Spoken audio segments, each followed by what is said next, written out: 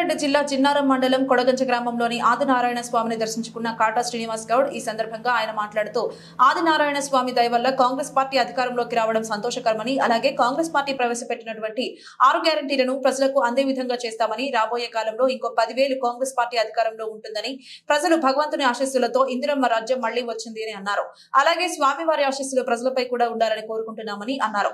ఈ కార్యక్రమంలో ఎంపీపీ రవి జిన్నారం గుమ్మడిదల ఉమ్మడి మండలాల అధ్యక్షులు కాంగ్రెస్ పార్టీ కార్యకర్తలు తదితరులు పాల్గొన్నారు. కూడా మేము దర్శించుకుంటా ఉన్నాం.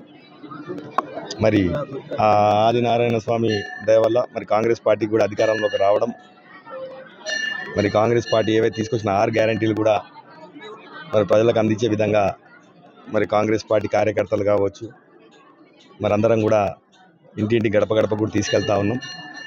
మరి నిజమైన పేదవాడికి అందే విధంగా కాంగ్రెస్ పార్టీ ప్రభుత్వం ఈరోజు ఈ చర్యలు తీసుకుంటా ఉంది. ప్రతి ఒక్కరు చెందే విధంగా ప్రతి ఒక్క గ్యారంటీ ఏదైతే కాంగ్రెస్ పార్టీ ఇచ్చిందో దాన్ని నిలబెట్టుకునే దిశగా కాంగ్రెస్ ప్రభుత్వం సాగుతూ ఉంది. మరి ఆదినారాయణ స్వామి దయ వల్ల కూడా మరి ఈ 5 సంవత్సరాలు మళ్ళీ 5 సంవత్సరాలు కూడా ఖచ్చితంగా కాంగ్రెస్ పార్టీ ప్రభుత్వమే ఉండబోతా ఉంది తెలంగాణలో. మరి మరొకసారి ఇందిరమ్మ రాజ్యం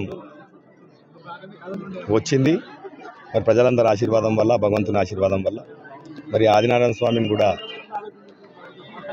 మరి వారి దయ వల్ల, ఆ భగవంతుని దయ వల్ల ఈ ప్రాంతం కావచ్చు, ఈ ప్రాంత ప్రజలు కావచ్చు, మరి అందరూ కూడా సుభిక్షంగా సంతోషంగా ఆయుర ఆరోగ్యాలతో చల్లగా ఉండాలని చెప్పి మనస్ఫూర్తిగా కోరుకుంటూ మరి న్యాయమడి ఇచ్చేసినటువంటి మరి ఎంపీపీ గారు రవీంద్ర గౌడ్ గారు, మరి అధ్యక్షులు కృష్ణన్న గారు, అదేవిధంగా నరసింహరావు గారు, శ్యామరావు గారు, మా ఎంపీటీసీ జానబాయమ్మ గారు, మరి రాజుగౌడ్ గారు, మరి వీరారెడ్డి గారు, బ్లాక్ కాంగ్రెస్ ప్రెసిడెంట్ శ్రీకాంత్ రెడ్డి గారు, మరి పిసిసి మెంబర్ అయినటువంటి మా శ్రీనివాస్ రెడ్డి అన్న గారు, మరి బొల్లారం అధ్యక్షులు జయపాల్ రెడ్డి గారు,